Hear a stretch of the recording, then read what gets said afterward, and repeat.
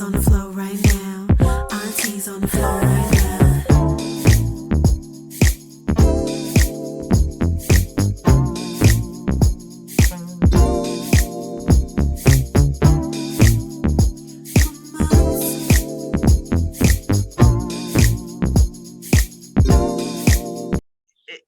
It's more than just the person. See, we look at the person that pulled us out of our peace zone, but it was more than that. There's an inner workings that was able to accomplish that.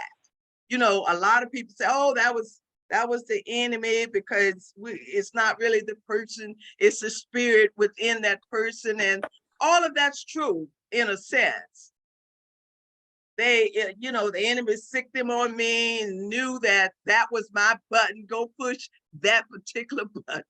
And sure, she's going to do just what I want her to do.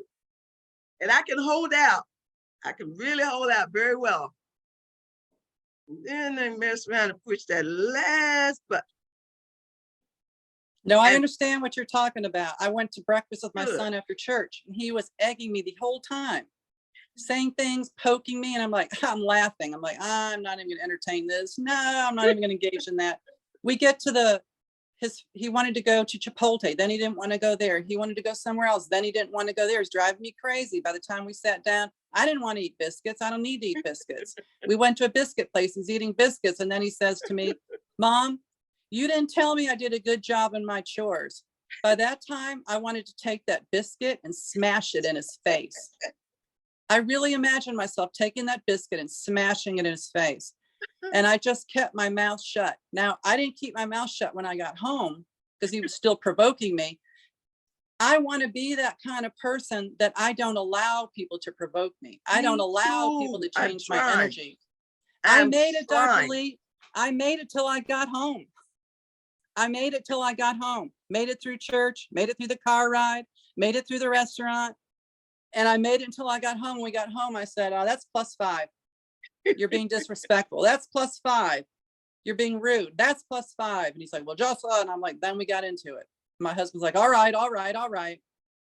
So the question I have for me, and I'd say the same thing to you and to Dr. O'Neill, is when we allow someone to do the same behaviors to us over and over and over again, this is going to be a weird thing to say, but I'm telling you it's true because I work with a lot of people. There's a benefit to it for us.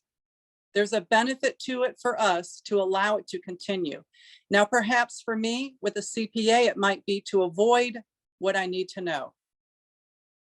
If I don't return their emails and they don't call me back and we go back in the avoidance pattern, well, you know what? I don't have to look. But then I have a lot of money coming in and out. I have a question for all of us. So, you know, we're going to feel bad after we have allowed someone to pull us out of that peace zone and we kind of acted out. So now we're mad at ourselves. So that guilt comes upon us, and now we got a second problem we got to wrestle with. How do I get myself out of this guilt feeling? Because I should not have acted this way. We're just being real tonight. This is going to be a fun night. Dr. O'Neill, I know you got the wonderful. Well, I mean, it's okay not to be okay. Okay, like it is okay not to be okay. That's what I'm talking about. It is also okay to know that we need help. And we all need help. Right, but we don't all seek it. There are some of us that know that we need help, and we seek help in the areas little by little. You can't take the whole mountain down at one time. I mean, you know, when you hit 40, 50 years old, that's a lot of mountain that has been built up. 50, 60 years old, that's a lot of mountain that has been built up. So you have to chip away at it little and little. And that's why people say, be your best you. How do you get to be your best you? When you're your best you, the dirt is on top of you. That's why I like what Lael says, better and better. So we get better and better. We realize that we're not okay. We realize that maybe we have anger issues. How do we deal with those anger issues? And if we want to resolve them, then we get help. But like Lael said, sometimes those situations benefit the individuals. Like she said, she says those situations benefit her. That's why she allows them to happen over and over again. Now, I would just say, if you have accepted that those are the situations and you're not going to do anything about them, then maybe not put so much energy into them. Just, I agree with that. yeah, don't put so much energy into them, because a person only has the power that you allow them to have. And we don't like to admit Exactly. that, That's why but I'm it's the truth. It is the angry truth. with myself if I allow Right. that. It is the truth. Right. Yes, And then yes. getting angry with ourselves and beating ourselves up. We know that's counterproductive. We know this, but yet sometimes we continue to do it over and over and over again. So we just have to figure out, okay, you know what? It's okay to not be okay. Today is not my best day. I mean, I don't do bad days, but that's just me. But today is not my best day. So maybe today I might just relax at home because I don't need to be around people. If you have the luxury to I do would that. tell myself that quickly. If you have the And will luxury to not do go that. around people. I said, I am not fit to be around polite That's right. company today. That's right. And sometimes we have to battle this enemy right here. All the That is time, our big yes. enemies, not the other people that are the enemy. Sometimes it's this enemy right here, and not using these like we should. Absolutely. You know, and sometimes we're quick to respond before we totally listen to something. And I know I am definitely guilty of that, because I just want to answer. So sometimes, you know, you have to step back and listen more. And that's something that I practice. I'm like, okay, Brandy, just shut up and Good. listen. You good Say to less. do that. You are Say good. less. I Right. can't. I just say less. I know I'm somewhere, and I call Lael. I said, Lael, this da, da, da, da, da, da. And she tried to give me, and she does give me some very good instructions, and I hear them. Am I going to act on them? I say, don't do it. Don't do it. You're going to be sorry. And I hang up. I'm like, she's going to go do it. I just know it. She's going to go do it. Then you call me, you say, well, I did it. And I told you not to do it. Robin, I wanted to ask you a question. You're a physician. So when you work as a physician, you have a structured day.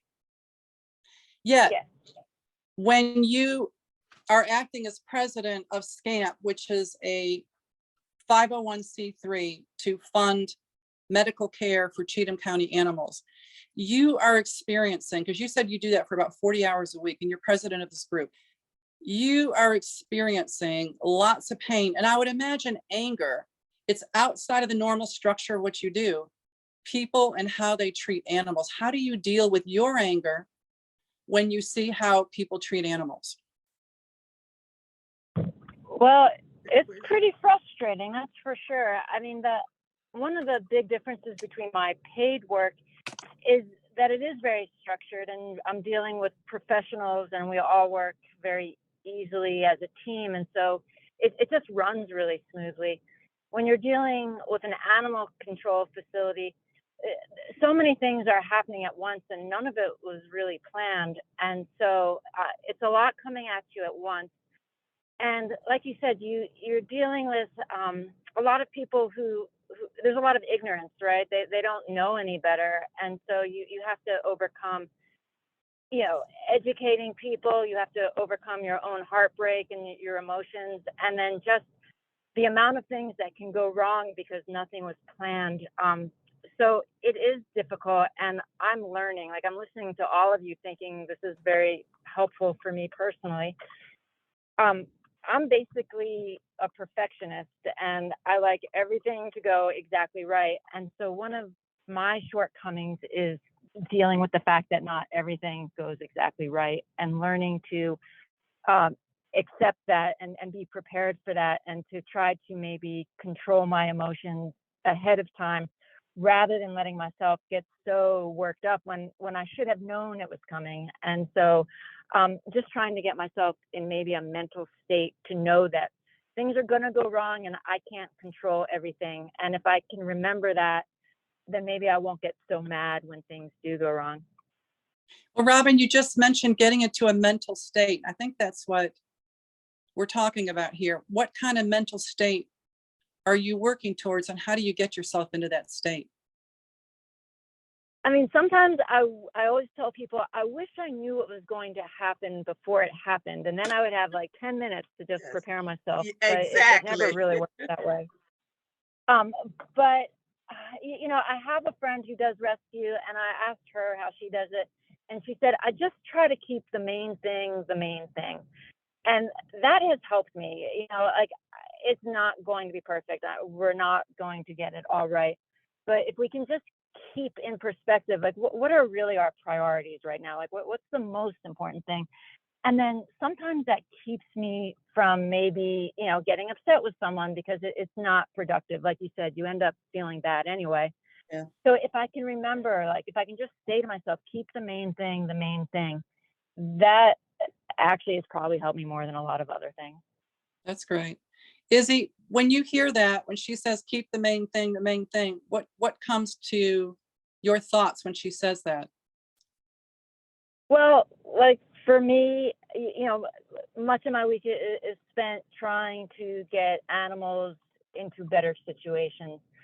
And so sometimes, you know, like anything else, there's bickering, there's disagreements, there's errors that get made.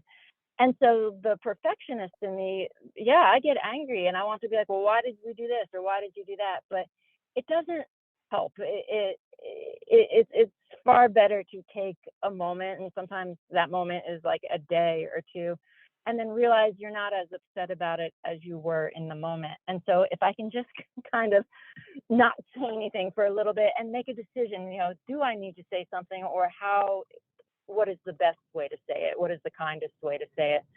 And some things really don't need to be said, even though in that moment I feel like I have so much to say, but if I can let it go, it probably is better for everyone, including the animals and myself. And so I'm not perfect at this. I have far to go, but this is how I would aspire to do it. You know, Robin, I was looking at some of your history. I know you graduated from Dartmouth, and the reviews of you as a physician, as an internist, one of the things that that people were commenting on and giving you 5 stars were, one of them was, takes time to explain, which means you're a very patient person. And I think, I was wondering, Dr. O'Neill, in your business too, as a realtor, that to be successful, it requires patience. I mean, your clients, Robin, are noticing that you're a patient internist. And I remember you talking about Dr. Lee being patient with you, Dr. O'Neill. How do you stay patient when the roof is coming down, the deal's falling through? I mean, I was so impatient with this family I was trying to help, and the dog was shot, and they promised they were taking it to the vet. And I got up and I walked a couple hours in the morning at 7, and he was supposed to meet me there at 9. He didn't show up. 10, he didn't show up. 11, he was on his way. And I felt like saying, you've been in bed all morning doing nothing. Why can't you be on time? Of course, I couldn't say that. I just said, do you mind sharing with me what's going on? He's like, well, I'm trying to get it ready. I'm like, you've been trying since 8:30. I've been texting you. How do you develop patience on a daily basis? I keep the client in mind. I make it, I mean, I'm in a unique position as a realtor, but I stay focused on what the client needs. What is the end goal of the client? Now, like I said, I have the luxury to be able to do that because my deals, whether I make a deal or not, my mortgage is going to be paid. And that gives me the ability to make it all about my client, not about the deal. But why do you say that, Dr. O'Neill? If you have enough deals fall through, the mortgage is going to suffer, isn't it? No, it's not. No, it's Why? not. Why not? It's not going to suffer. Why? Why? Let's just say I'm blessed. Mine will. I'm going to say it's blessed. I'm going to say I'm blessed. Praise be to God. And that's why I'm able to run a very small boutique, unique real estate company where I have 2 other realtors, and they're both in the same position where our lives are not predicated on that deal. And what we find is that we can then focus on the client.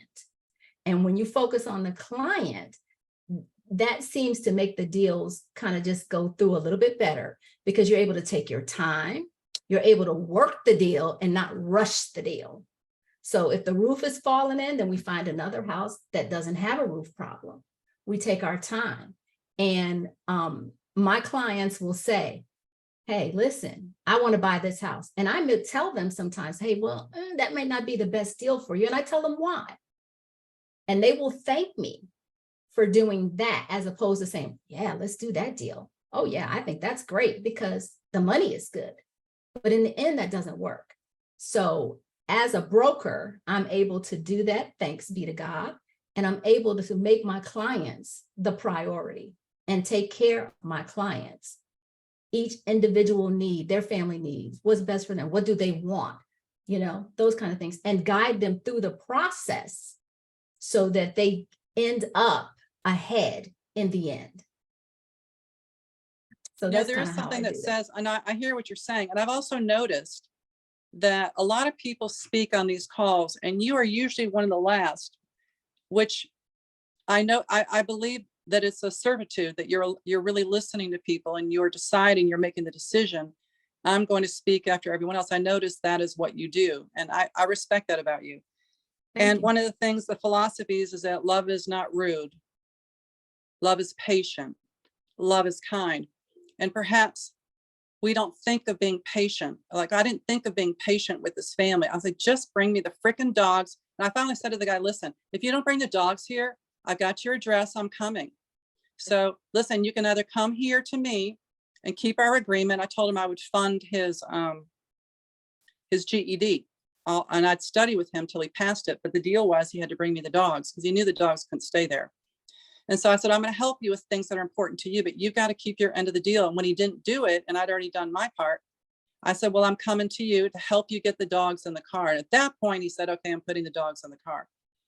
But that's a skill set that I have of getting what the outcome that I wanted, but it wasn't necessarily one of kindness or one of patience. Although later he cried to me and he said, thank you for caring and thank you for being kind. But what he didn't realize is I was going to get what I wanted, which was a better place for those dogs at all costs. Whether it meant coming by a few times to help them a day, early in the morning and later in the day. But I think that patience is something that is I notice it in other people, but it's a challenge to be that way, especially when you feel like your day is off.